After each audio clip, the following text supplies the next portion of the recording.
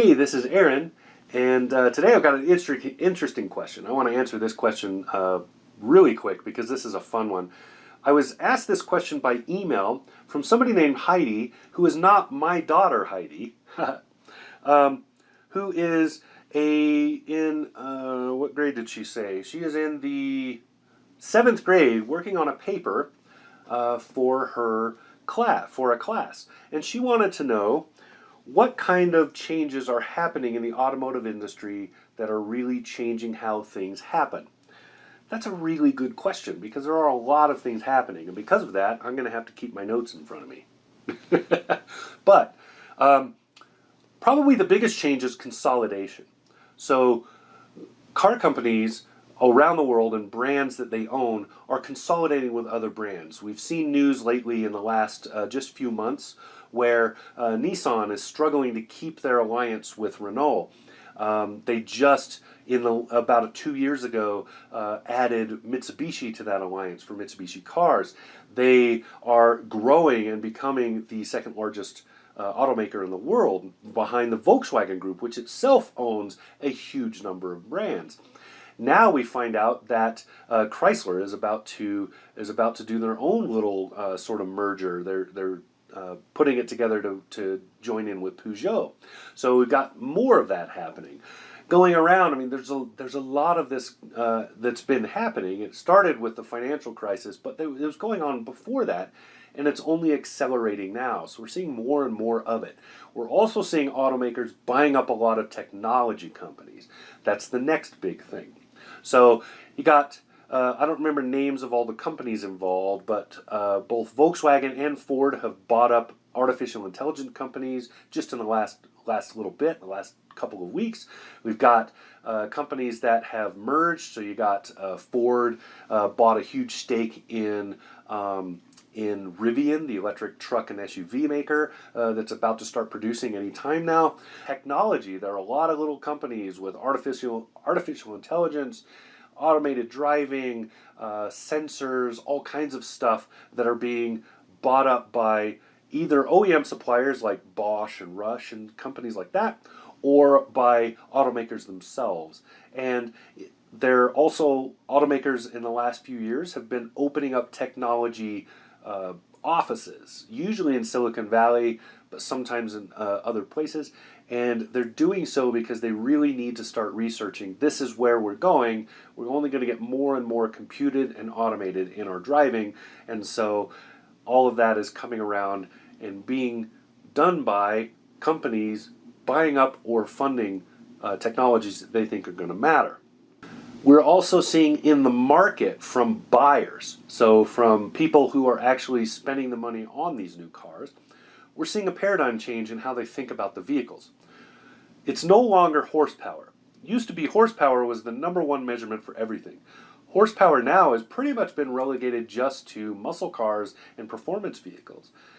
Everybody now is looking more, we're seeing more and more where journalists like myself and buyers are responding to things like more ambiguous terms like quickness and feel in the drive. We're seeing more and more almost ridiculous 0 to 60 runs from different outlets where they're taking cars that nobody would ever think of as a sports car, and they're doing 0 to 60 mile an hour sprints to see how fast they'll do it. Little things like that, but we're seeing the change where people are thinking less about horsepower and more about drive quality. So we're seeing more and more in terms of the everyday drive quality, how confident the car feels. That's a term I use a lot when I'm reviewing a car. So we're seeing that customers are less interested in pure numbers and bragging rights and more interested in different metrics. Safety has always been a metric. So have other things that are definitely measured. But it's an interesting change. It's interesting to see how the adaptation in both journalism, people talking about cars like myself, and people buying cars, how they think. They're no longer really just focused on those horsepower, more is better kind of numbers. Economics are a big deal. We have a lot of change in consumer economics in terms of how we're buying vehicles now. Leases are way up. There are a lot of people leasing a vehicle. When you lease a vehicle, you're not owning the vehicle at any point. You are literally paying the depreciation. So you're literally buying a vehicle that costs this much, and then over time it loses value to this much. You're paying that difference. That's all you're doing with a lease. It allows customers, buyers, quote unquote, for lack of a better term, it allows that person to get into a newer car that is more expensive than they could otherwise afford. Because, again, you're just paying the depreciation. Also, we're seeing auto loans spread really wide. The average loan now is over 5 years. It didn't used to be that way. 5 years used to be the most you could get in a new car loan. It used to be that was the limit. Now we're seeing like 120 months. We're seeing 7-year and more loans. That didn't used to be the case. And because of that, consumers are paying more in interest when they buy a car. But they're able to get smaller monthly payments. The car becomes more affordable. So you're able to get more vehicle, which all vehicles cost more anyway. So you're able to get more vehicle for less on the monthly cost. And we're also seeing the average ownership age, and not in terms of age of the buyer, but in terms of age of the vehicle. The length of ownership is expanding for this because of that. So now the average car buyer isn't trading in a car every 3 years. Now it's closer to 4, and it keeps going up. It'll be 4.5 in the next couple of years. It'll be 5 before long, especially if loans just keep stretching. So that's another big thing that is changing the automotive industry. Another big change that has happened in the last decade is a de-emphasis on the DIY home mechanic. Used to be when a vehicle was purchased, when a vehicle was made, one of the things that would be talked about by a manufacturer was how easy it was to maintain the vehicle. That is no longer the case. Manufacturers almost never bring that up anymore. And that's because if you open the hood on a modern vehicle right now, very likely you can't find most of the service points. It'll be covered in a big chunk of plastic that's for noise reduction and other things. So if you know what you're looking for, you have to take all of that off to see it first. And the reason we've gone that way is because the percentage of buyers who do their own maintenance is almost non-existent. Most people, when they need an oil change, they go to the shop, they pull in, gets done, they leave. That's it. Most people, when they need routine maintenance done, they either bought a maintenance package when they bought the car, so it's going right back to the dealership and being done, or they are going to whoever their trusted mechanic is, and they're just regularly scheduling. They're just showing up every 3 months, every 6 months, whatever their numbers are, according to how much they drive. And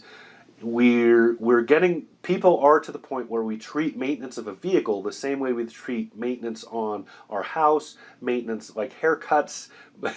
It's the same way we do other things. We just basically schedule it, it's part of the deal, and we're done.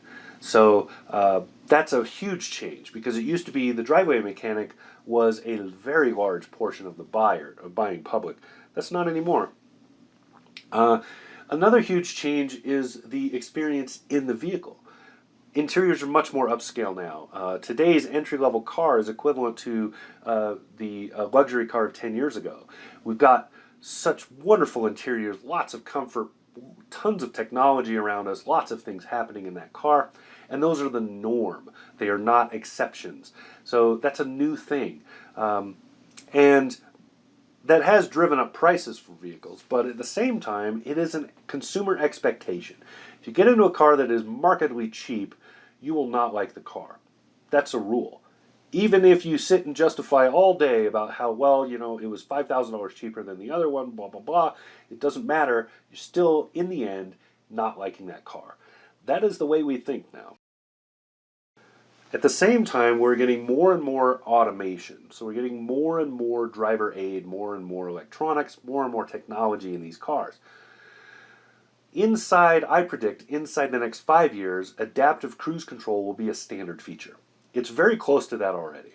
Adaptive cruise is where the car uses radar and other things to watch traffic in front of it. You have the cruise control set, you want to be going 65.